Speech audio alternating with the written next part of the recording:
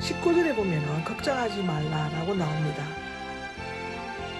마태복음 6장 25절을 참조하시면 되는데요. 이방인 총독 빌라도 베드로 등이나 유대인 왕 헤롯 안디바스 등에 대해서 앞에서 자신을 변호한다는 것은 무식하고 지위 없는 갈릴리 사람들에게는 매우 힘든 일이었을 것이라고 보여집니다.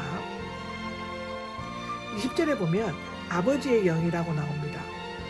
마태만이 사용하고 있는 특별한 어법인데요. 마가복음이나 누가복음에는 다르게 표현하고 있습니다. 성령이라고 번역할 수 있지만 성령의 삼위일체 중 한 분이시기 때문에 영어로 번역하는 것이 좋다고 하는데요.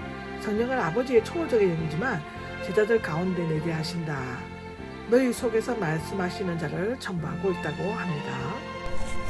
누가복음 12장 13절에서 21절의 어리석은 부자의 비유는 누가복음에만 나오는 비유 중에 하나이죠. 13절을 보면 유산을 나누라가 나오는데 율법에 의하면 장남은 다른 아들보다 두 배를 받도록 되어 있다고 합니다. 신명기에 21장에 나와 있습니다. 이런 유산 논쟁은 랍비들이 맡았는데 이 사람은 조정해 달라고 하지 않고 재물의 분배만을 요구하였습니다. 아마도 이 사람은 이미 자기 몫을 받았지만 형이 아우의 2배로 받게 되어 있는 것에 반대하고 있는 것처럼 보여집니다. 14절에 보면 이 사람아가 나옵니다. 엄하면서도 나무라는 뜻한 호칭인데 누가 세웠느냐라고 예수님은 당시 정치제도나 사회의 구조를 변경할 것을 요구하지 않으셨으며 또한 가정불화나 재산 분배 등에 대한 재판장이나 중개자가 되는 것을 거절하셨습니다. 예수님은 가이사의 것은 가이사에게 넘겨주심으로써 자신의 나라가 이 세상에 속한 것이 아님을 나타내 보이셨죠. 누가복음 20장 25절에 나옵니다.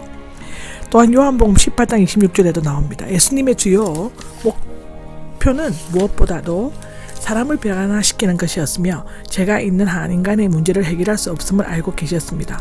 그러나 그리스도인은 사회나 국가에 대해 무관심하거나 방관하는 태도로 취해서는 안 되며 언제 어디서나 빛과 소금의 직분을 적극적으로 감당해야만 한다고 기록되어져 있습니다. 15절입니다. 15절에는 탐욕이 나오는데 더 많은 것과 소유의 합성으로서 만족할 줄 모르고 더 많이 가지려는 것을 나타낸다고 하는데요. 사람의 생명이 그 재산을 많이 가지고 있느냐? 재산은 생목을 가져다 주기보다는 염려와 불안을 낳게 하죠. 고기가 많으면 구더기가 많아지고 부가 더해지면 염려도 많아집니다. 죽음 앞에서의 많은 재물이 아무 쓸모가 없으며 가난한 자나 부한 자의 구별도 없어지게 된다고 성경은 기록하고 있습니다.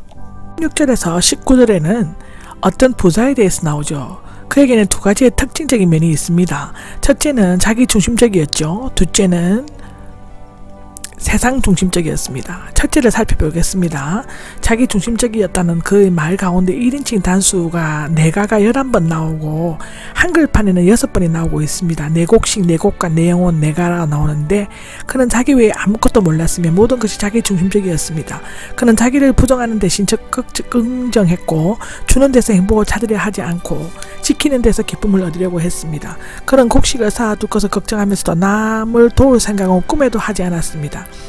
부자의 행위는 불법은 아니었지만 병적인 에고이즘에 빠져 있었습니다. 그 최대의 관심사는 아마 돈은 자기 소유를 어떻게 처리할까였죠.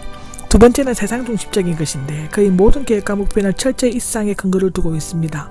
그는 이 세상에 큰 곳간을 지어 곡식과 물건을 쌓아두고 편안히 쉬면서 먹고 마시며 즐기는 것만을 생각하였다고 이사야 22장 13절에는 기록되어져 있습니다. 20절입니다. 20절에는 어리석은 사람아가 나오는데 부정접두어와 지각의 합성으로서 지각, 이성이 없는 자, 정신이 없는 자, 무분별한 자, 바보의 뜻이 있습니다. 누가복음 11장 40절, 고린도후서 11장 19절, 시편 14장 1절, 욥기 2장 10절에도 나옵니다. 그가 어리석은 이유는 자신의 영혼보다는 서거진 육신의 영생보다도 찰나적인 영생을 남보다는 자신만을 생각했기 때문인데요. 그보다도 더 어리석은 것은 그 영적인 문제를 망각하고 하나님을 잊어버린 것이었습니다. 그는 부유함이 영혼을 쉬게 할 수 있고 온갖 곡식이 그 영혼을 배부르게 할 수 있다고 생각하였습니다. 참 어리석고도 미련한 일종의 망상이 아닐 수가 없습니다. 오늘 밤에 부자는 여러 해 동안 즐기려고 했지만 하나님께서는 오늘 밤에 그 영혼, 즉 생명, 목숨을 되찾으려고 하셨다고 합니다. 너에게 되찾을 것이다 라는데 문자적으로는 그들은 너의 영혼을 내게서 요구하고 있다 이 뜻입니다. 부자는 자신의 영혼이 자기 것이 아니며 참된 소유주이신 하나님께서 곧 부르실 것임을 알지 못하였습니다. 그는 물질적으로부터 부자였지만 영적 지식은 거지였습니다. 누가 가지게 되겠느냐인데 이제 그는 아무것도 소유한 것이 없게 되었습니다. 그런데 실제로 그는 아무것도 소유한 것이 없었고 다만 잠시 동안 그것을 관리하는 자에 지나지 않았습니다. 원래 그 소유주는 하나님이신데 관리인에 불과한 부자가 자신의 소유인 것처럼 생각한 것이 치명적인 착각이었습니다. 은행원이 고객이 맡겨놓은 돈을 자기 것으로 생각하고 마음대로 사용한다면 그가 갈 곳은 오직 감옥뿐이겠죠. 아멘.